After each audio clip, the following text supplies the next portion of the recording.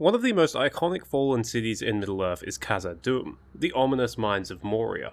Durin's folk, the Longbeards, they had one of the greatest, most prosperous, most longest-lasting kingdoms in Middle-earth, but as the tale goes, they delved too greedily and too deep for Mithril and ended up unleashing the Balrog, Durin's bane. 1 year and 2 dead kings later, the remaining dwarves fled Moria, and even 1,000 years later, the Balrog would still be haunting the city. But let's ask the question. How did one Balrog manage to end an entire Dwarven kingdom?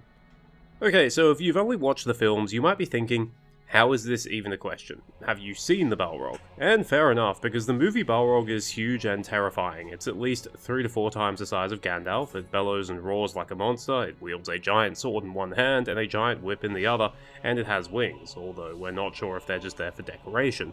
It would be easy to imagine it being capable of disposing an entire army. It follows the rule of cool, and I'm okay with that. But in the books, the Balrogs are not quite as large and monstrous.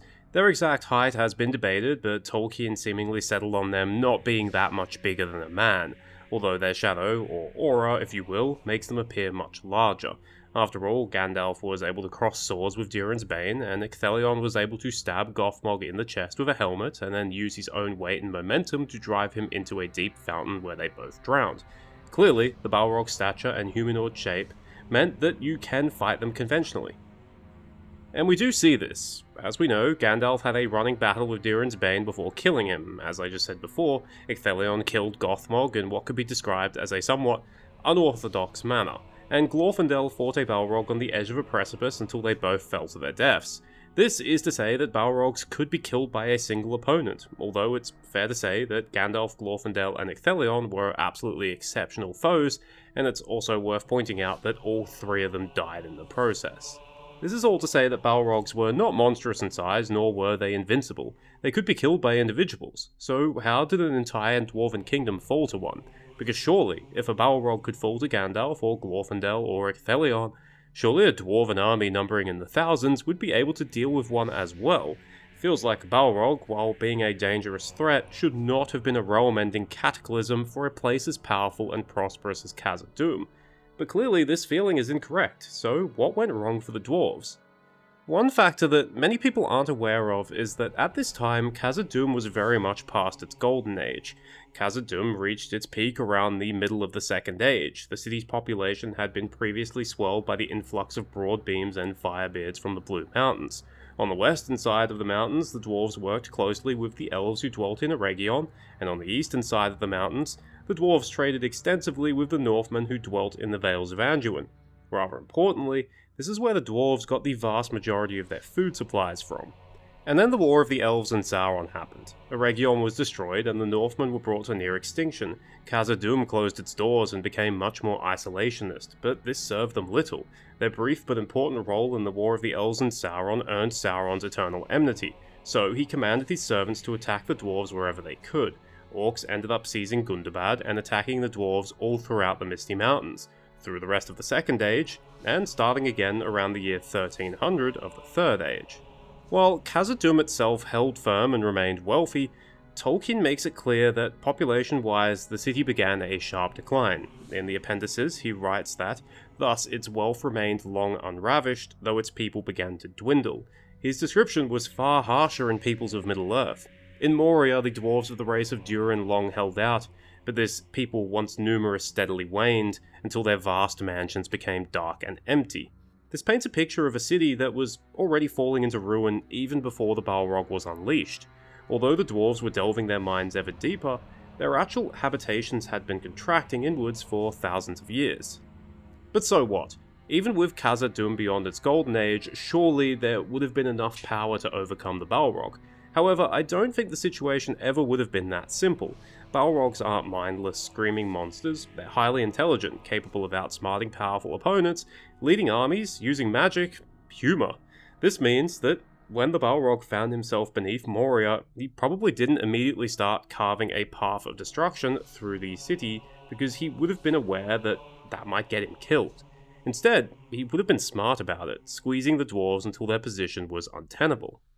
The Balrog also has another advantage. Since the last time he walked Middle-earth, everything has decayed. There aren't really the same number of individuals or heroes roaming the world that are capable of going toe-to-toe with him. Perhaps the only dwarf in Khazad-dûm that would be capable is Durin VI. After all, he is Durin reincarnated, but it's worth noting that Durin VI was very old at that point, and likely would have died naturally within a few years. It doesn't matter, the Balrog killed him in the end anyway. As long as the Balrog would be able to avoid being cornered by an army of 10,000 dwarves, he should be able to deal with companies of dwarves more or less without issue. Let's look at this from the Dwarven perspective, perhaps the perspective of King Durin VI. You learn from the miners in the deeps that they've unleashed some creature, but they're not actually sure what it is. It causes an intense feeling of fear in anyone who gets close to it, and even the bravest have the desire to flee. Those who somehow overcome that fear simply don't come back.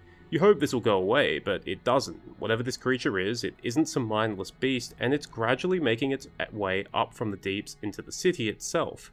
It's now fairly clear that this is a serious threat. You dispatched armed companies, but they keep running into the same problems. No one knows what this thing is, no one can easily track it because there's so many tunnels, mines, or even abandoned mansions. And even if they do find it, the companies are either overwhelmed by fear or the superior strength of the creature, or probably even both. It's getting close to the inhabited parts of the city, so you decide it's time to do something yourself. You, King Durin VI, lead a company of dwarves against the Balrog, hoping that the inspiring presence of their king will keep your troops together. But it fails, and you are killed. Your son, Nine I, takes over as king.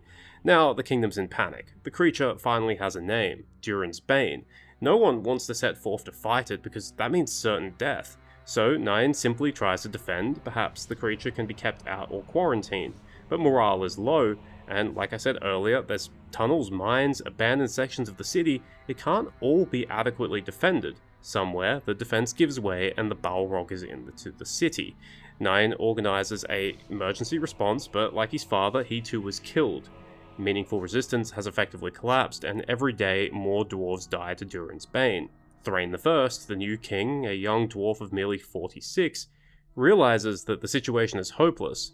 The dwarves have to abandon Moria. 2 kings and many people have been lost, but at least Durin's folk will survive. To be fair, this perspective is speculation, meaning that events may not and probably did not play out that exact way, but it does build upon what we do know. An important thing to remember is that the dwarves never properly identified Durin's Bane as Balrog. This wasn't known until the Fellowship encountered it in Moria. That's not to say that every single dwarf who saw Durin's Bane perished. After all, Balrogs would have been creatures of legend by this point, and even if a dwarf saw it, it's not like they would instantly know what it was. But it probably does mean that everything was so chaotic that the dwarves never really properly understood what they were facing, and that if someone did eventually figure it out, that knowledge either disappeared or did not escape the city.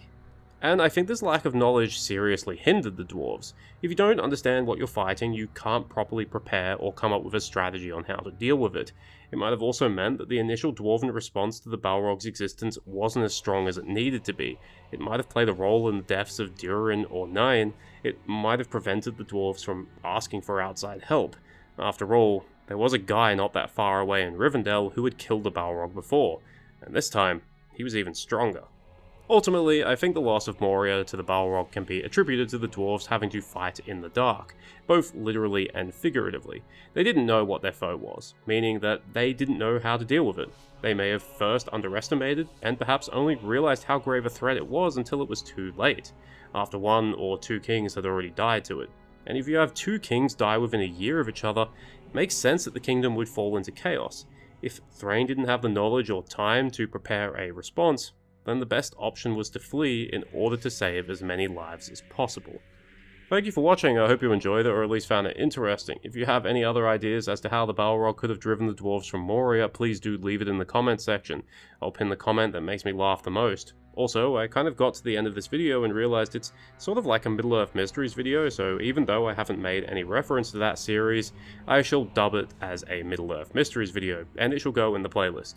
Cheers, farewell, and remember, if the Balrog can take over Moria single-handedly, surely you can do the same to your own hometown. What's stopping you?